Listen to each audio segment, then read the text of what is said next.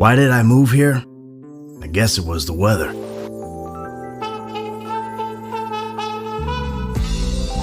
Grand Theft Auto 5, the game your parents never let you buy. Created by Rockstar Games and one of the most critically acclaimed video games of all time. Released on September 17th, 2013 for the PlayStation 3 and the Xbox 360. This game was a hit. Lines started to form around game stores on the night of the release. The game's hype was massive. In the hype of the game, sold 11 million copies in the first 24 hours. Now, it is the second most selling game of all time behind Minecraft, with 215 million copies sold. With the hype, Rockstar had many selling points. One of those selling points were the three protagonists with their dynamic backgrounds, stories, and personalities, each unique to each of the protagonists. First, Franklin Clinton, formerly a Los Santos car repossessor with his friend Lamar Davis, who is credited for having the funniest cutscene in gaming history. What's up? Can a low come up in your crib? Man, fuck you. I'll see you at work. Oh, nigga, don't hate me because I'm beautiful, nigga. Maybe if you got rid of that old yee-yee-ass haircut you got, you get some bitches on your dick. Oh, better yet, maybe Tanisha will call your dog ass if she ever stop fucking with that brain surgeon, the lawyer she fucking with, nigga. What? Oh, fuck. Later, in GTA Online, Franklin moves on to bigger and better things because he's the brains on the street, unlike Lamar, obviously. Next, Michael DeSanta. Franklin's not very good father figure, who happens to be a retired master criminal who used to rob banks for a living. Michael's life is chaos since he moved to Los Santos, with his family and his nostalgia for his former football career.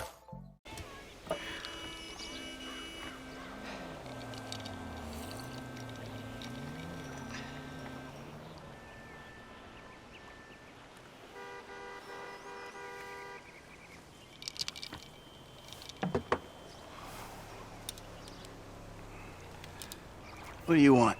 Man, I come by for that drink you offered, that's all. I wasn't really serious about that. What? You're here, whatever. Sit. You're not gonna rob me again. Man, I never robbed you. That was just a repossession. Okay. You call it whatever you want to call it. I really don't care.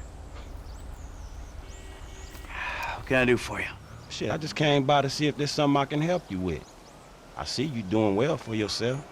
Look, I'm retired. Ain't you a bit young for the pipe, slippers, and staring at a fucking sunset? You know, I've been in this game for a lot of years, and I got out alive. That makes me the right age. You look like a good kid. But if you want my advice, give this shit up. You work hard, screw over everybody that you love. Hurt, rob, kill indiscriminately, and maybe, just maybe if you're lucky, you become a 3-bit gangster. It's bullshit. Go to college. Then you're gonna rip people off and get paid for it. It's called capitalism. So what I saw the other day was like when a corpse briefly reanimates itself and terrorizes everyone, right? What you saw the other day was a guy dealing with pests.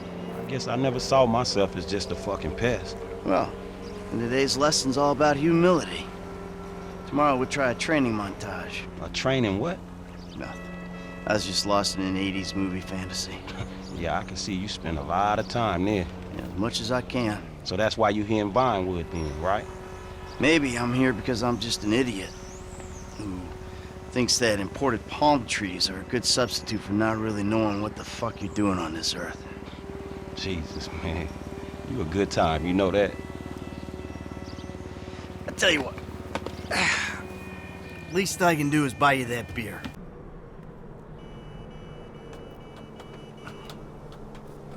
Tony. Hope you had a good time up there, huh? Yeah, not bad, not bad. Bit skinny, but not bad. Where you know her from? You ain't the pimp type. Pimp? No, she's my wife. She's my wife. I left my first wife and kids for her. Best decision I ever made. Oh, fantastic. I mean, she's been the making of me. Whatever gets you off, man. Trevor Philips, the crazy, kind-hearted, and best businessman in Sandy Shores. Trevor is on the verge of insanity, but in a good way. He's Michael's secret kryptonite without either of them knowing. Trevor is either going to kill you, or you're going to be his best friend. He's going to get whatever he wants, if it's even a tad, no big illegal activity. I asked for a fair day's pay after a fair day's work. Then he kind of got a little angry, so I admit, I kind of got a little angry. Did you kill him? What kind of fucking animal do you take me for? No, I didn't kill him. Oh, fuck. But I did kidnap his wife. Oh, no. Los Santos, the crazy but realistic representation of Los Angeles in the GTA universe. This place is filled to the brim with crazy characters, interesting locations, and activities one of the three protagonists can partake in.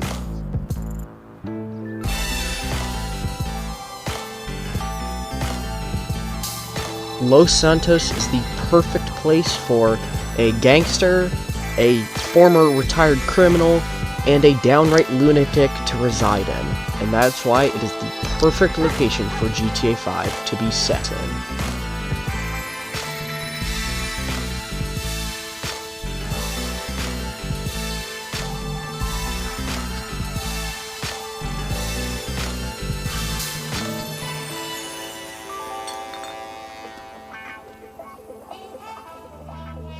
I know just how you feel.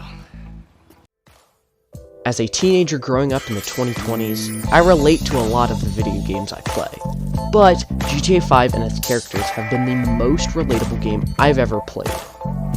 With its lifelike location in Los Santos, and its crazy characters with Michael, Trevor, and Franklin, this game takes the cake for being a game that is based on real life that feels like real life. To me, each of the three characters represents something we feel in real life. Trevor represents borderline madness we all experience once in a while. Like Michael's football career, we all have some form of nostalgia. And Franklin's down-to-earth personality is what we need sometimes, so we're not some bumbling extremist or a completely brain-rotted toddler. For the past few months, I've been experiencing the horrors of the real world. Growing up's hard, and it's change that most people aren't ready for. I'm seeing my peers who I saw as innocent kids a few years ago, now smoking weed and banging chicks for fun. Most teenagers nowadays, including myself a little, are dopamine addicts chasing for the next good feeling to drown out our pain of finally growing up. It seems like everyone I talk to now are alcoholics fiending for their next drink. All of my friends' liked Instagram reels are about drinking beer or shoving Zins up their lip. Now, I'm not a Debbie Downer no fun type of guy, or a perfect person that doesn't do anything wrong. I just feel like most teenagers are having fun the wrong way. Instead of going to the park to play basketball, they're sucking on a dragon fruit cotton candy flavored vape, which is secretly destroying them. That's something most people don't understand. This stuff is secretly killing us. We have all of our lives to rip cigarettes and drink Busch Lights. I think we just need to take a step back and think about what we are doing with our lives. And it's all about the next moment. Not what you're doing right now, the next moment. The next time you can get a drink. The next time you can hit your vape. The next time you can do something else. But what can you do right now that can better yourself? I think a lot of people don't understand that. Like, the stuff that we can do right now in the moment to better ourselves for the future is what we need to prioritize on.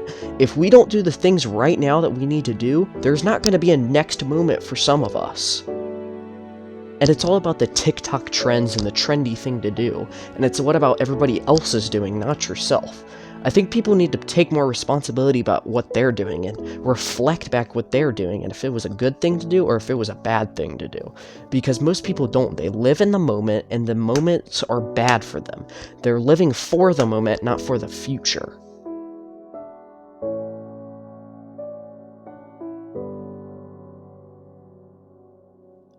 I truly think Patrick Bateman from American Psycho really shows how I feel.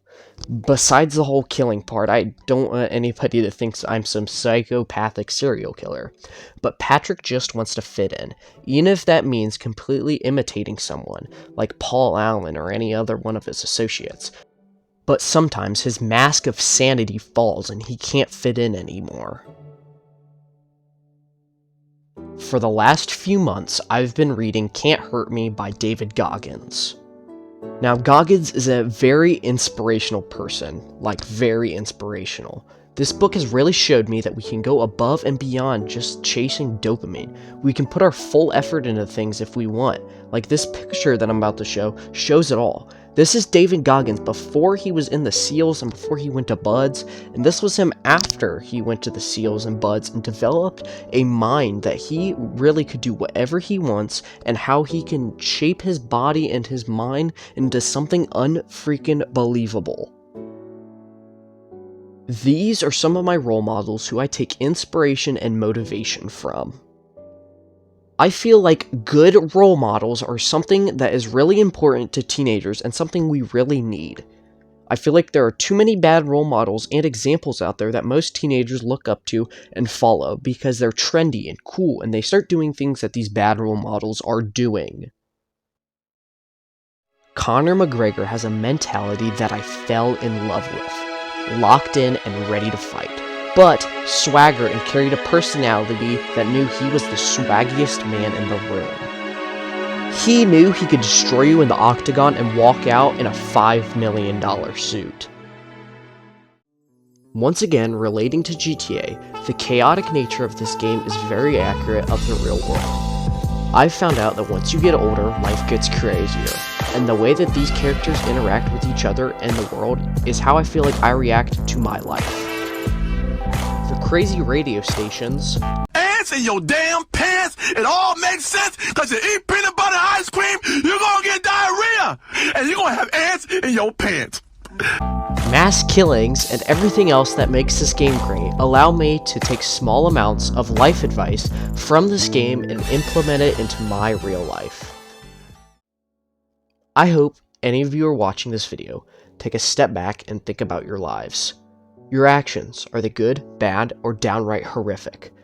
I hope all of you teenagers, including myself, think about what we are doing. Are we dopamine chasers and our brain rotted? Live your life. Be the best version of ourselves. Thank you all for watching.